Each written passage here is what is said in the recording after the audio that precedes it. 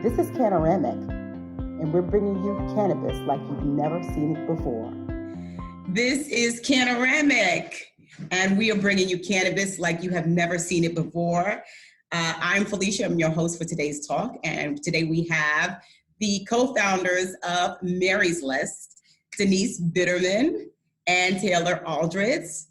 We are so excited to have you guys today and to talk a little bit about what you guys are doing with Mary's List. But before we get to that, I wanted to kind of get a sense of, let everyone know who you are and where you've been and how you got into the space. I love your story, Denise. Kind of how you started off as this like attorney, straight suit, office, and now you're like in the cannabis business, and it was through an injury. So talk a little bit about that. Yeah, sure. Well, thank you first for having us. We're so excited to be here.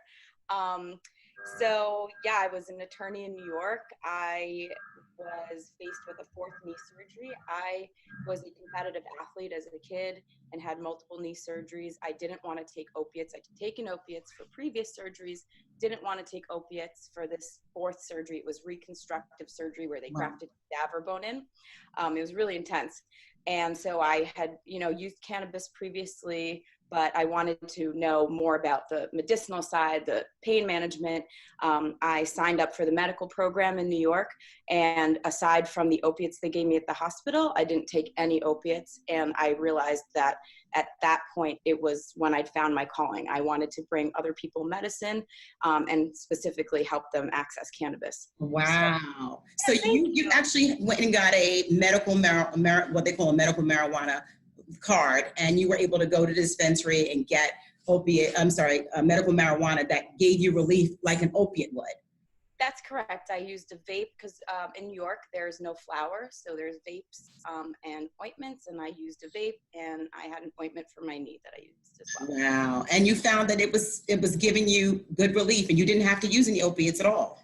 I'll tell you, I think that my recovery time was cut in half from using cannabis. I was on a machine that bent and straightened my knee for 8 hours a day for 2 months. I didn't walk. I just bent and straightened my knee. Oh, wow. Within a month after that, I was running on a treadmill. Wow. What a recovery. And those are the types of stories that I think, everyone needs to hear about, because the whole goal here is to, make sure that there is access and information for everyone. We want to demystify cannabis for the general population. And Taylor, what is your story? You come from a PR background. You are the co-founder and chief marketing officer over at Mary's List. How did you kind of fall into cannabis? You came from general, kind of more straight and narrow kind of PR firm background? I never worked at an agency, but I come from the B2B tech world. So I worked at a company called Grasshopper. We were a virtual phone system for small businesses and entrepreneurs. I cut my teeth doing that for years. And then we got acquired by a much larger company called Citrix. And I did that for a year. And then it was time for something else. I missed working for small companies. I went to a startup. And I was there from about 2016 until the beginning of 2017. And then it wasn't a good fit and ended up leaving. And then at the same time, I'd met Denise, and I started going down to New York more often. And at that same time, she was going through this surgery. Wow. And I got to see it from the outside looking in, to watch this person go from completely immobile with, not being able to walk whatsoever, to then running. I remember the video she sent me, like running on the treadmill. Wow. And it was just like, we all have our aha moments. I think at least most of the people I talk to who work in this industry have this moment of like, oh my God, like that's it. This is why I have to do this. And I think that was for both of us very like indicative of what we wanted to get out of our next career. Mm-hmm. And since we're both transitioning out of other careers, it just made sense to try working in this, especially because at the end of 2016, cannabis was legalized in like four different states, or at least California, Nevada, Massachusetts, and I think Maine was on there too. And that just seemed like, okay, we got to go figure it out. And that's when we went out to Denver with just 2 suitcases each and lived in a tiny house for a little bit. Wow. Yes, we just went for it. Like there was a plan, but it was like, let's just do it. So that was my background leading into Denise's story, and then just where we went. you know? Wow. And it seems that you guys have such a good complementary type of team setup, because you're in PR, Denise, you're kind of more the kind of legalistic, I guess maybe administrative business development type of side.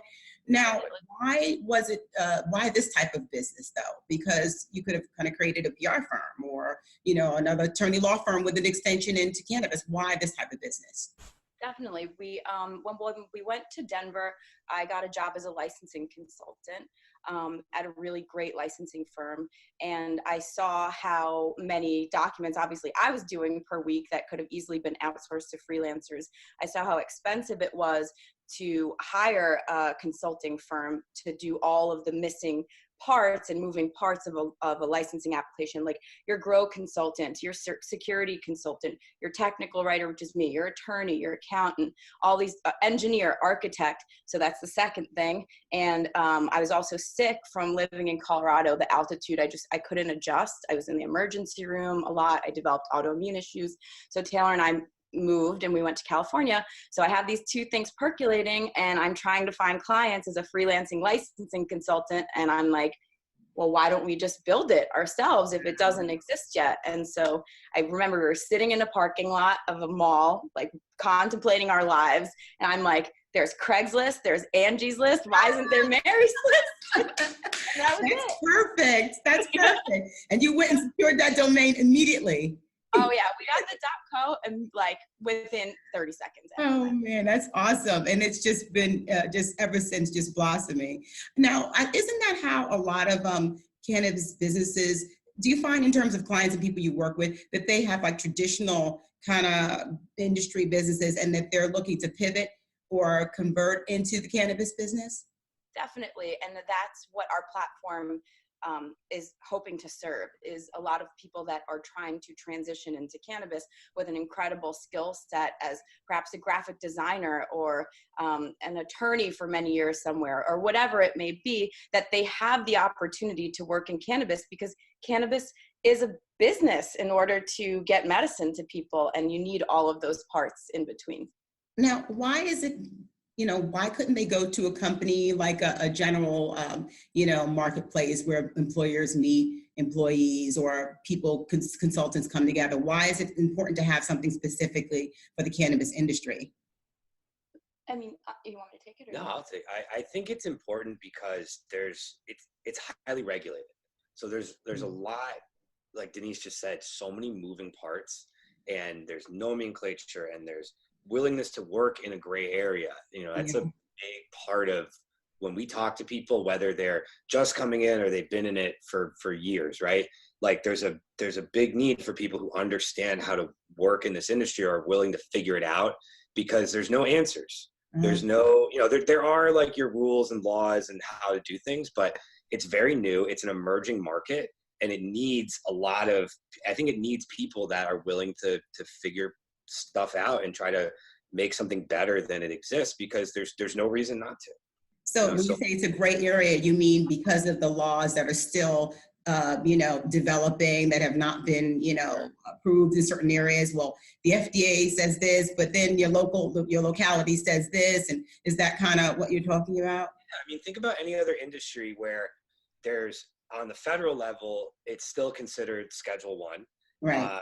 Banking isn't even possible, right? Like any banks that do participate, they're either not looking at it, or like a don't ask, don't tell type, or they don't know what's happening. And then on state to state, it's insanely different. You have rec programs in 10 states, you have medical programs in 30 states, and then those medical programs can be different from state to state. And there's no interstate commerce for this industry. Everything happens within its own individual economy, which each have their own individual regulations. And then you get down to the city level, and it's even more like every city has a different tax rate or rules of who can be here, what kind of a facility can exist. So there's so much knowledge just happening. And it's, you think about the last industry that this happened to, it was technology, yes. Right? Like where the investment was happening. And then now you see where it is, it's more mature. Cannabis is the next one, but now the barriers to entry are so low as far as business is concerned, because all the tech's there. It's just how do we put all the pieces together, right? So everything's happening at lightning speed. because regulations are coming in, new technologies coming in. Someone just invented a new way to extract.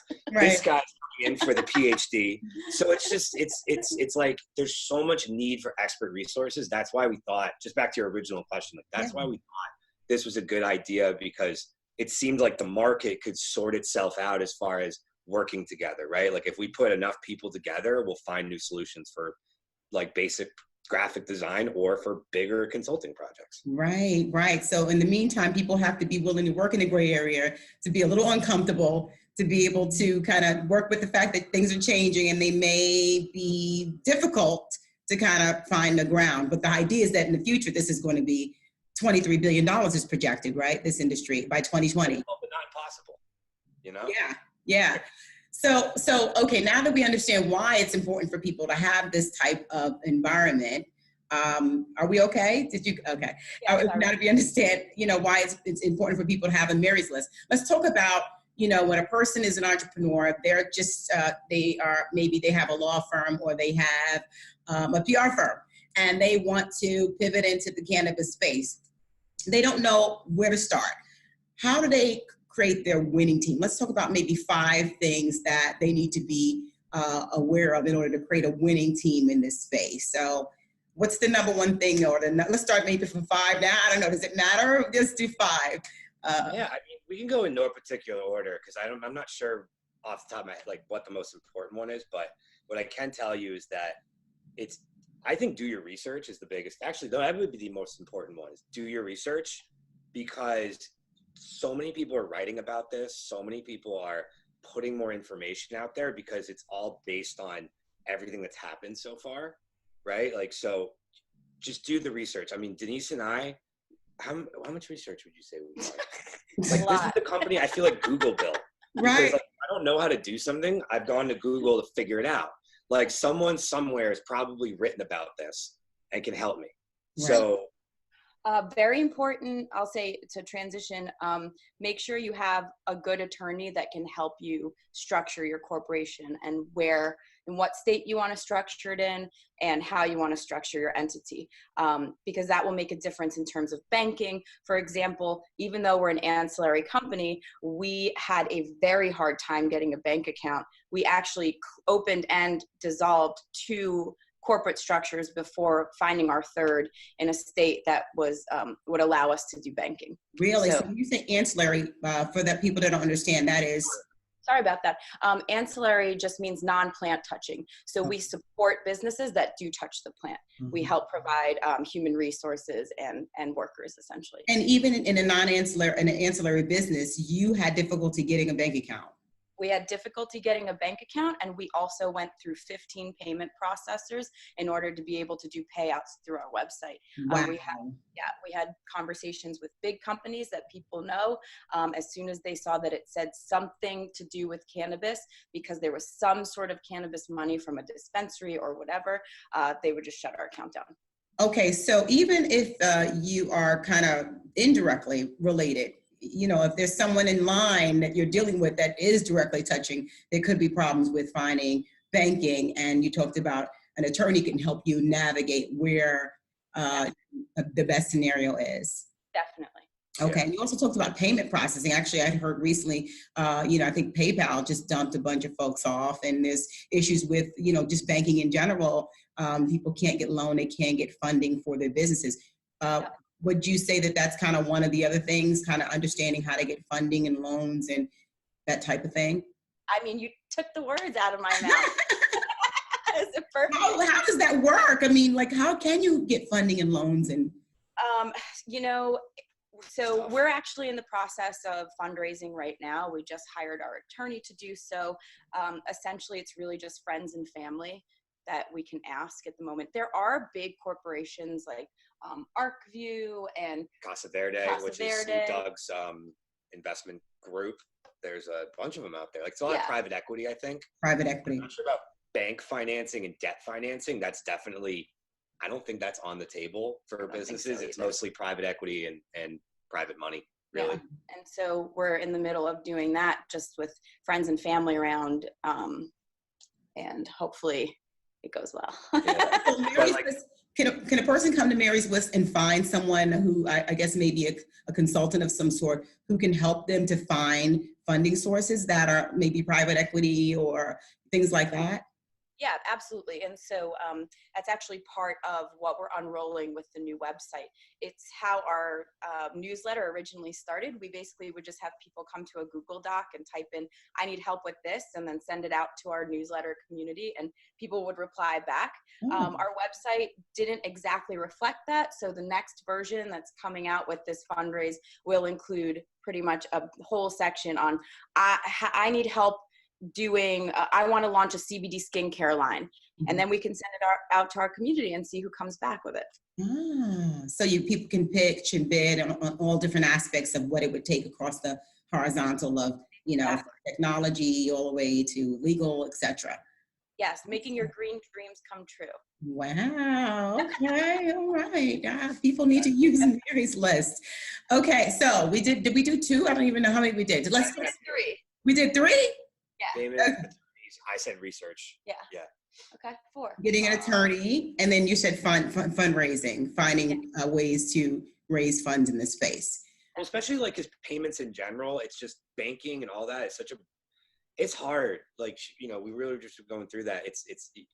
I think hiring a right consultant or knowing what to do there, because you were talking about PayPal dropping clients. Right. That's because PayPal is a payment facilitator. And this is stuff that we learned going through this. It's the technology. They still have a banking partner that facilitates all of those transactions.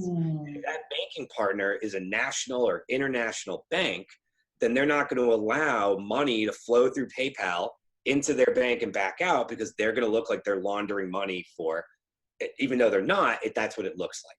Right.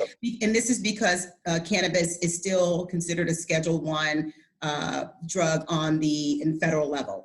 So until that comes off, any transactions which happen through the FDIC, I guess, would also be prohibited because it's federally prohibited.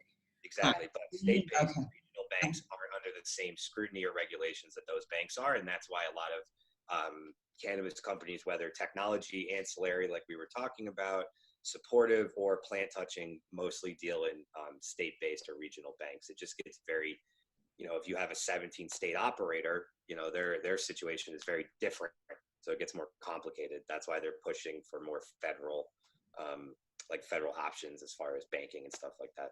I'm trying to think, based off what we went through, what else is there? I think hiring the right team. Yeah, I think because what happened for us, so we went through this startup competition at Boston University, which is my alma mater, and they have this annual cannabis startup competition for companies that don't touch the plant, so ancillary. Okay.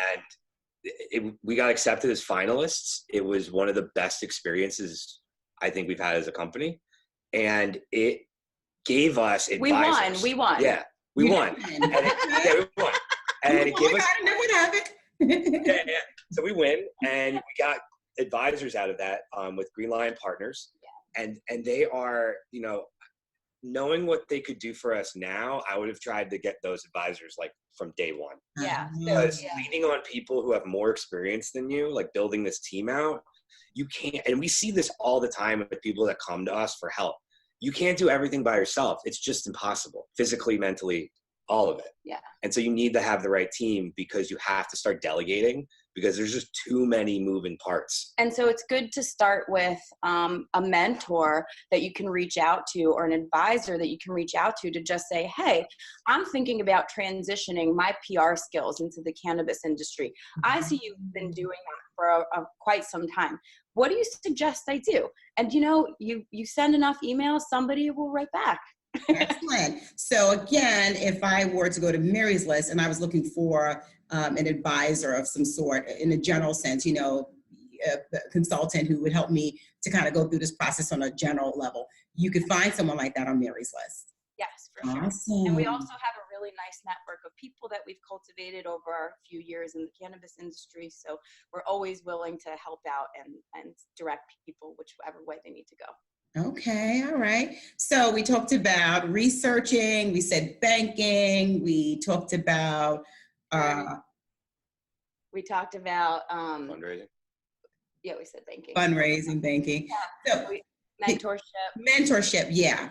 And what a person's got all these things in place, and they are kind of ready to roll out. Is there a way to kind of get, people may feel like, oh, I don't know enough, I'm not really an expert. What do you say to people who they're just like, I don't know, when am I ready to go? How do you, yeah. Take the first step. That's all you can do is take the first step, because honestly, it will seem overwhelming because there's so much to do and so many people doing so many things, but you just have to keep your blinders on, and taking the first step is already one step further than you took before. Mm-hmm. And don't feel overwhelmed, because it's always Mary's List where you can get more people to help you.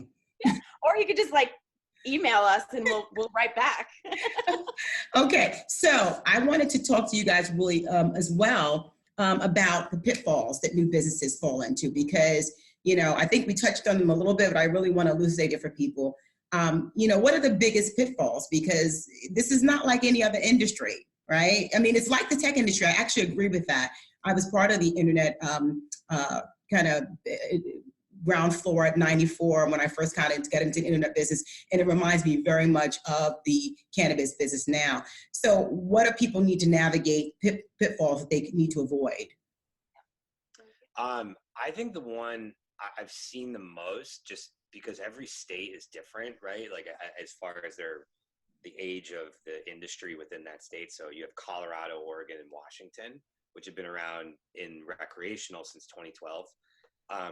Is not focusing on revenue growth and making your product like simple business things. Mm. There's a wave right now where you can be really successful because it's cannabis, and that's great. And it's great for the first year or two, and it's going to make you some money. But then a lot of businesses didn't survive that initial wave in those states.